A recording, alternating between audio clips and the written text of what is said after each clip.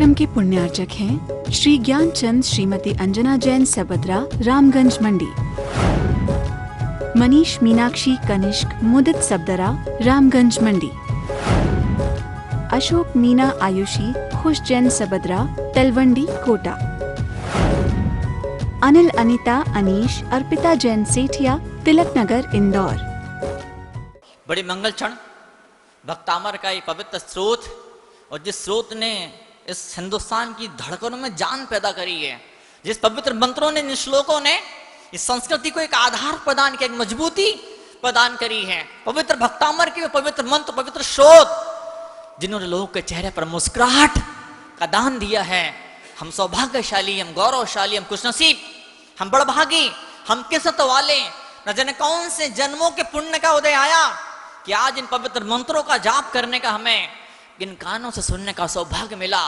पैदा होने से लेकर मरने तक न जाने किन किन शब्दों से गुजरता है कान, न जाने कौन कौन से शब्द इन कानों से गुजर के अंदर भीतर तक पहुंचते हैं।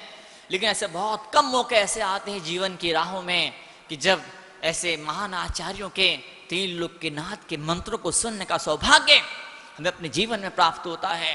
पैदा होने से मरने तक मैं महिलाओं से पूछना चाहूंगा, बेटियों से पूछना चाहूंगा कि पैदा होने से मरने तक आप क्या मालूम कितने हजार रोटियां बना देती होंगी? आप क्या मालूम कितने क्विंटल सब्जी पैदा होने से मरने तक क्या मालूम कितनी हजार रोटी बना देती होंगी? क्या मालूम कितने क्विंटल आप सब्जी बना देती होंगी, कितने क्विंटल मिठाई, कितने क्विंटल नमकीन बना देती होंगी? वो जो फ्रूट मार्केट फ्रूट बेचने वाला है वो क्या मालूम कितने हजार टन फ्रूट अपने पूरे लाइफ में बेच देता होगा। लेकिन ऐसी कितनी रोटियां होती हैं, हजारों रोटियों में से जो मुनराज के पेट में जाया करती है, उन क्विंटलों सब्जी में से ऐसी कितनी सब्जी होती है जो किसी आप साधु के अंजलि में रख दिया करते हैं। वही बात आज मैं आपके सामने कहना चाह रहा हूं। मैं आपने बहुत कुछ देखा है, इन आंखों ने बहुत कुछ देखा है, बहुत कुछ देखना बाकी भी है। लेकिन क्या कभी देखा इन मंत्रों के, इन श्लोकों के, इन तीन लोग के नाच से कैसा नूर झलक रहा है, कैसी आभा निकल रही, कैसी किरण, कैसा उजाला फूट रहा, कभी देखा आपने? बस आज वही क्षण है हमारे बीच में। पिछले दिन हम चौथे श्लोक का पाठ किया, पांचवें श्लोक का पाठ किया, और आज छठवां श्लोक।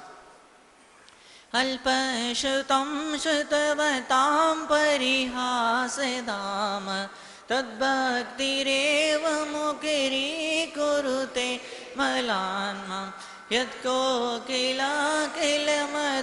मधुरं विरोति तं चाम्रे चारुकलिकानि करै कहेतु तच्चाम्रे चारुकलिकानि करै कहेतु। There should be some inspiration. कोई होना चाहिए ऐसा जो आपको आगे बढ़ाए, जो आपको ऊंचा उठाए।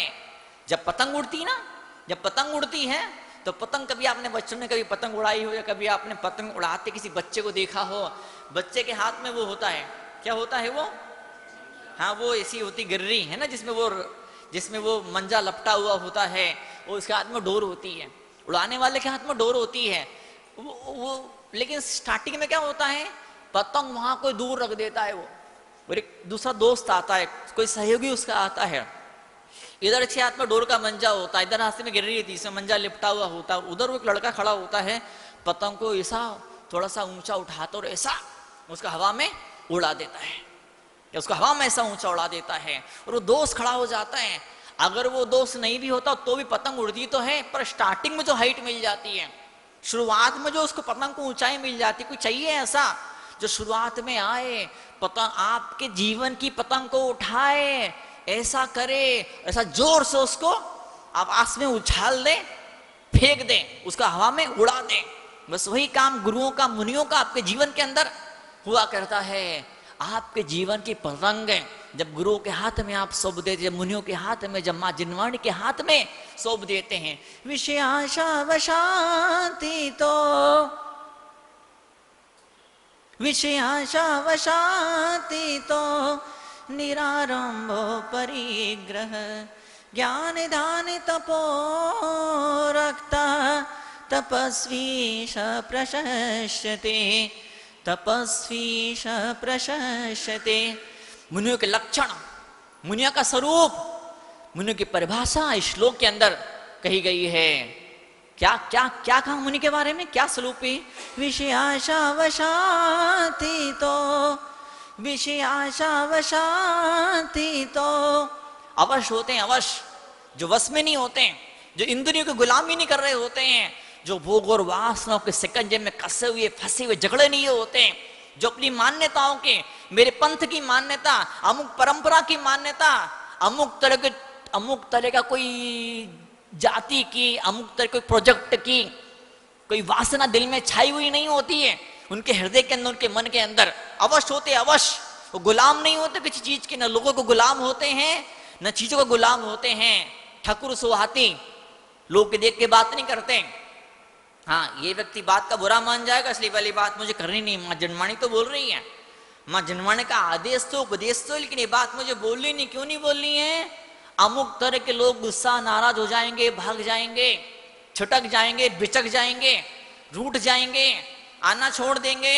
अब मुझे मेजोरिटी बनानी है, अब मुझे अपना ग्रुप बनाना है, मुझे अपनी पब्लिक और भीड़ बढ़ानी है। अब क्या करना है? राजनीति क्या बोलेगी, राजनीति क्या बोलेगी, दुनियादारी क्या बोलेगी? मुंह पे उंगली रखो, जो लोग पसंद करते हैं बस वही बात बोलिए। लेकिन माँ जनवाणी बोलती है क्या? माँ जनवाणी क्या बोलती? गुरुराज मुनराज क्या बोलते हैं? मुनराज क्या बोलते हैं? अरे जन्म जन्म बीत गए, जन्म जन्म बीत गए, लोगों को इकट्ठा करते करते, चीजों को इकट्ठा करते करते अब तो वो क्षण जीवन के राहों पर आया है।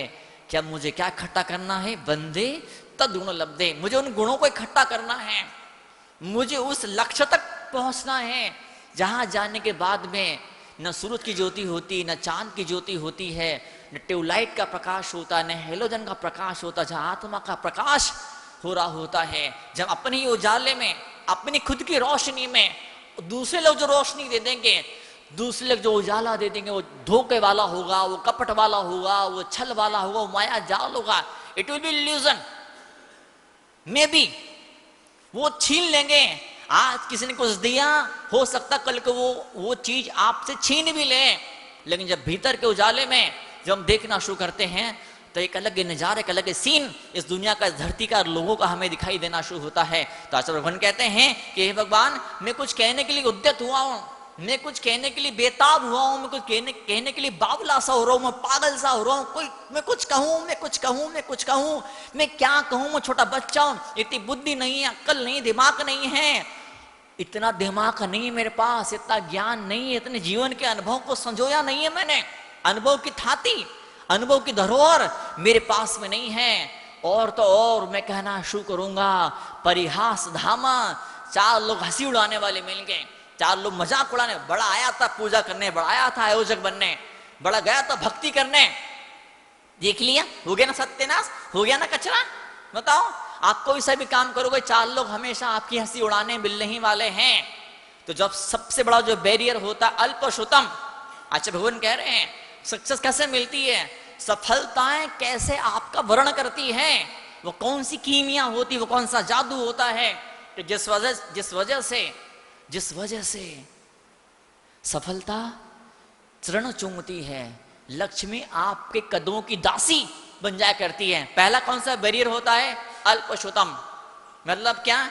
मेरे में इतनी अक्ल नहीं है, इतनी बुद्धि नहीं है, इतने अनुभव नहीं है, मैं आगे लाइफ में नहीं बढ़ सकता। I am not a technical बंदा, मेरे पास ऐसा टेक्निकल नॉलेज नहीं है। और जिसको मैंने हायर किया है, जिसको आपने अपनी बिजनेस में, दुकान में, फैक्ट्री में जोड़ा है, जिसको अपने जॉब में, जिसको अपॉइंट किया है, उसके पास भी इतना ज्यादा अनुभव और ज्ञान नहीं है उस विषय की, उस व्यापार की, उस बिजनेस की, या उस काम की इतनी समझ, इतनी बुद्धि उसके अंदर नहीं है, काम को संभाल नहीं पाएगा। वो इस प्रोजेक्ट को, इस काम को, इस आयोजन को शिखर तक नहीं पहुंचा पाएगा। अल्पशुतम, या तो मेरे अंदर बुद्धि कम है, अक्ल कम है, अनुभव कम है, या जो लोग मेरे आसपास है उनमें अक्ल बुद्धि कम है। और दूसरा, अगर इसको अवरोध को पार कर लिया, इस अवरोध को, इस बाधा को आपने पार कर लिया, सबसे बड़ी बाधा कौन सी होती है बताइए? आपको कहीं भी जाना है, दुनिया में कहीं भी जाना है, सबसे बड़ी बाधा, सबसे बड़ा ऑब्स्टेकल, अवरोध कौन सा होता बताइए? कौन सा होता है? आपके अपने घर की देहरी, चौखट, चौखट को लांग लिया तो फिर दुनिया आपकी मुट्ठी में, आप बिल्कुल शिखर पर पहुंच सकते हैं। सफलता बेताब है आपके सिर पर सहरा पहनाने के लिए। ये दुनिया बावली है, दुनिया की नजरें ढूंढ रही है, दुनिया तरस रही, कोई तो आए, कोई बैठे सफलता के सिंहासन पर और हम करें उसकी ताजपोशी, हम चूमे उसके चरणों को, उसके कदमों को। लेकिन एक बड़ी बाधा क्या? अल्पश्रुतम, मैं इतना पढ़ा लिखा नहीं हूं, पढ़ोड़े को नहीं, मारवाड़ी में बोलते हैं पढ़ोड़े को नहीं, मैं तो गांव में पैदा हुआ था, मुझे इतनी अच्छी इंग्लिश नहीं आती है, मेरी शकल इतनी सुंदर नहीं है, या तो मेरे भीतर कुछ कमी है, या दूसरी क्या चीज होती है? परिहास धामा।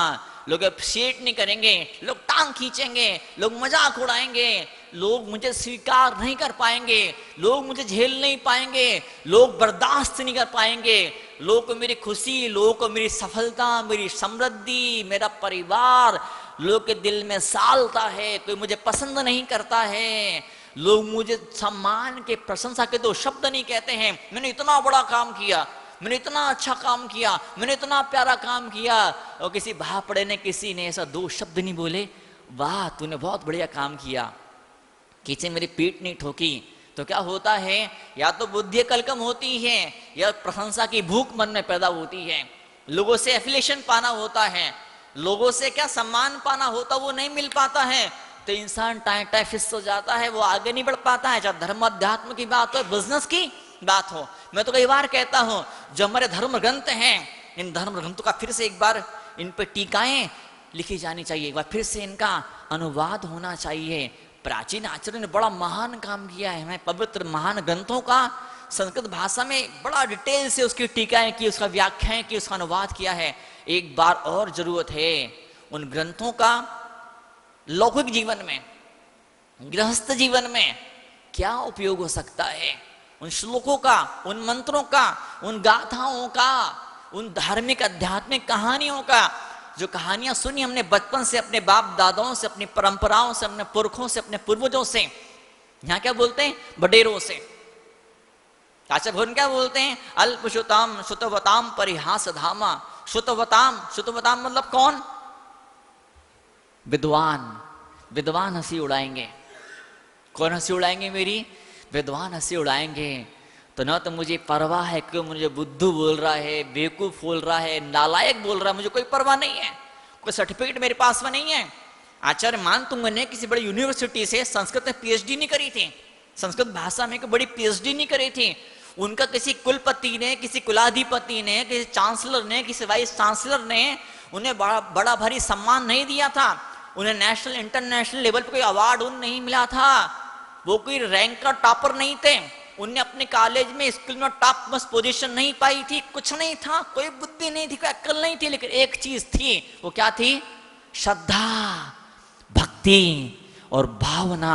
बस उसी श्रद्धा ने, उसी भक्ति ने, उसी भावना ने उन्हें विद्वानों के सिर पर बैठा दिया। आज हर एक विद्वान, चाहे वो जैन हो चाहे जैन हो, इस भक्तामर के श्लोकों को सिर पे रख के नाचता है। बोले क्या शब्द है और क्या उपमाएं हैं और क्या उदाहरण है। आचार्य भगवान ने किसे खोल के रख दिया इस विषय को। तो क्या बोलते हैं? जो विद्वान लोग मेरी हंसी उड़ाएंगे, पर मुझे मेरी हंसी की परवाह नहीं है। जो लोग की टांग खींचने की परवाह नहीं करता है, जो लोग की हंसी उड़ाएंगे इसकी परवाह नहीं करता, ऐसा इंसान जीवन में आगे बढ़ सकता है। चाहे बिजनेस हो, चाहे धर्म अध्यात्म हो, चाहे समाज की सेवा हो, चाहे राजनीति हो। जिसने ये सोच लिया, अरे वो क्या बोल रहा है और वो क्या बोल रहा है और वो क्या बोल रहा है। ऐसे लोग भी ऐसे होते हैं ना कि वो, उनको अच्छा नजर आता ही नहीं है। कितना अच्छे से अच्छा काम हो जाए, कितना बड़े से बड़ा आयोजन हो जाए, कमी तो उनको निकाल ही लेते हैं। किसी न किसी कमी तो निकाल ही लेते हैं। लाडनू चतुर्मास के बाद हमारा बिहार हुआ, पहला बिहार हुआ, जहां हम रुके अग्रवाल बंधु के फार्म हाउस पर।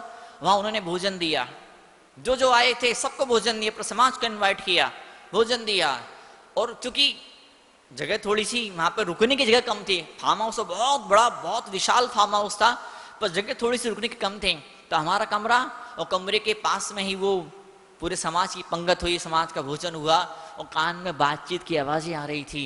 एक आदमी क्या बोलते, भाई साहब भोजन तो बहुत अच्छा था, लेकिन पूरी थोड़ी सी ऐसी हाँ ऐसी हो गई। कैसी? जैसे चमड़ा खींचते ना, पूरी थोड़ी सी ऐसी मतलब मुलायम नहीं फोसरी, उसे मोम थोड़ा सा कम दिया, थोड़ा सा मतलब कड़क सी हो गई थी, थोड़ी सी ऐसी चीटी चीटी है ना, चामटी चामटी क्या बोलते हैं ना, चमड़ा खींचते वैसी हो गई थी।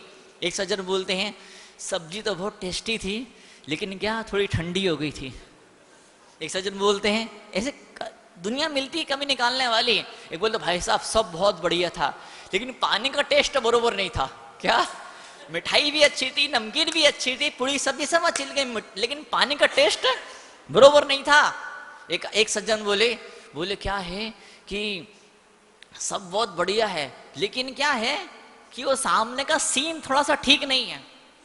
यहाँ तो थाली में सब अच्छा है लेकिन वो सामने का सीन थोड़ा सा ठीक नहीं, वो सीन इतना अच्छा नहीं है। लोग दुनिया भर की तरह तरह की बातें कर रहे थे।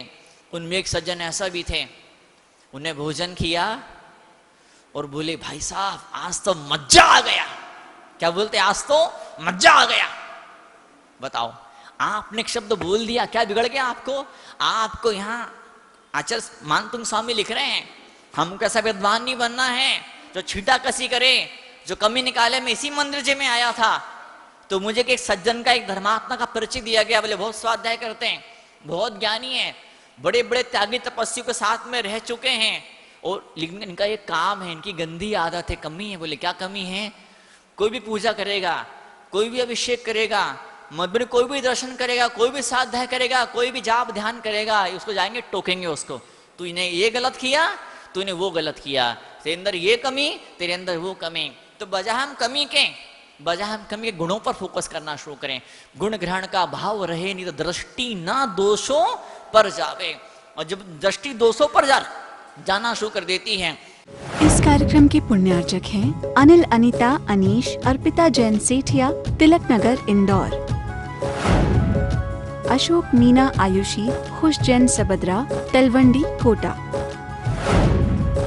मनीष, मीनाक्षी, कनिष्क, मुदित सबदरा, रामगंज मंडी। श्री ज्ञान चंद, श्रीमती अंजना जैन सबद्रा, रामगंज मंडी।